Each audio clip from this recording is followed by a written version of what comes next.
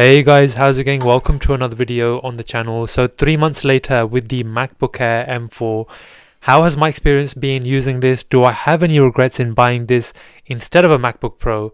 Has it met all of my needs? And do I recommend it to you, the viewers out there, to go out and purchase this device? So guys, let's talk about it. So the model I have is the base model with 16 gigabytes of unified memory and 256 gigabytes of SSD. And I have it in that brand new sky blue color. The unified memory at 16 gigabytes is absolutely fine for me, and I don't need any more than that, so I didn't need to waste any more money in upgrading that. The storage at 256 gigabytes honestly isn't enough for me long term, but for now is absolutely fine. And as I've mentioned in previous videos, I do use an external SSD. It's this one here. It is the Samsung T7 Shield, and if I do find myself editing any videos on this MacBook, I'll just offload any files onto this drive, and in that way keep the internal storage of my MacBook Air nice and clear. The MacBook I have comes with a 10-core CPU and an 8-core GPU. If you upgrade the storage or the RAM, or even increase the size of your MacBook Air to the 15-inch, you automatically get 2 extra GPU cores to make a total of 10. Now for me, that would be nice to have, but honestly for what I use this device for, it really doesn't make too much difference to me. I use my MacBook Air for web browsing, emails, and some video editing here and there. The bulk of my editing is done with my Mac Mini. As you can see, it's on my desk there, and I prefer that for editing because I can use it with my 24-inch Dell monitor that I have. My Mac Mini also has the unbinned version of the M4 chip and a pretty good fan in it as well, so I just feel it's more suited to video editing than the MacBook Air. But again, the main reason I use the Mac Mini is the bigger monitor connected to it, and it just makes it more seamless to edit videos. Every time I take out this MacBook out of the case, I feel really excited to use it. It's a combination of the build quality, the slimness. It's such a slim device, and the weight of it. It's really easy and portable to handle, and it makes it a truly pleasurable experience every time I use it. I sometimes wish I had more of a use for it than what I currently have, just because of how premium it feels to use it. I work a job at the same time as doing this YouTube stuff, and so get limited time with my tech devices and find myself using my Mac Mini more often than this MacBook Air. But I still feel it plays an important role in my ecosystem. There's just times where you need that portability of a laptop, and it already has played its role really well.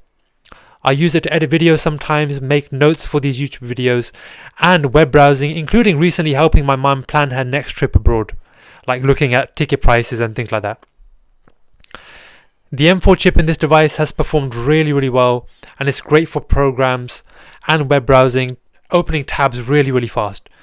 Video editing in DaVinci Resolve performs really well, but one suggestion I would make is that if this is going to be your main editing device, I would actually pay that extra $200 or £200 here in the UK to upgrade the SSD to 512 gigabytes. It would solve the potential problem of running out of storage pretty fast if you're working with video files and projects, etc. But also it would give you the unbinned version of the M4 chip and would give you those 2 extra GPU cores over the base model.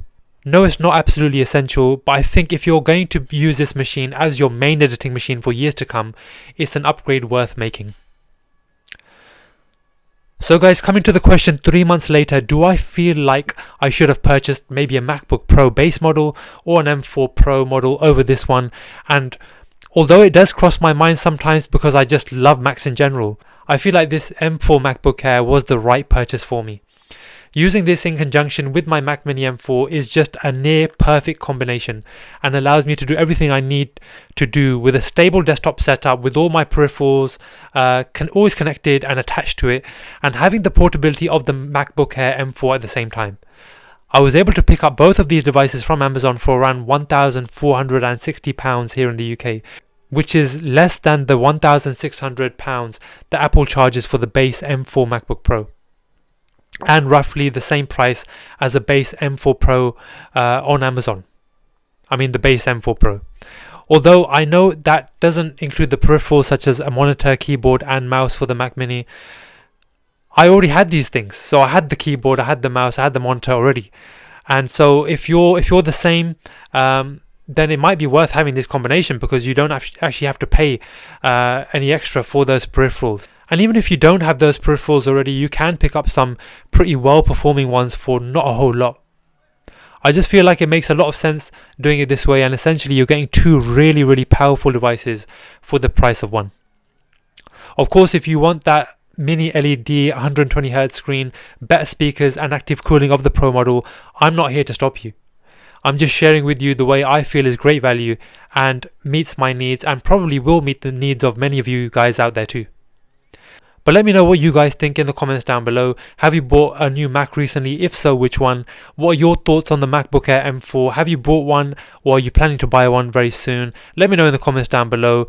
And that's about it for this one. No, I don't regret buying the M4 MacBook Air, and I think it was a great decision for me, and I think this is going to last me a few years. I mean, I may review the next MacBook Air that comes along, so I may be changing it out just because of that. But if I didn't have this YouTube channel and I wasn't making these videos, then I probably would be absolutely fine for the next 3 to 4 years at least.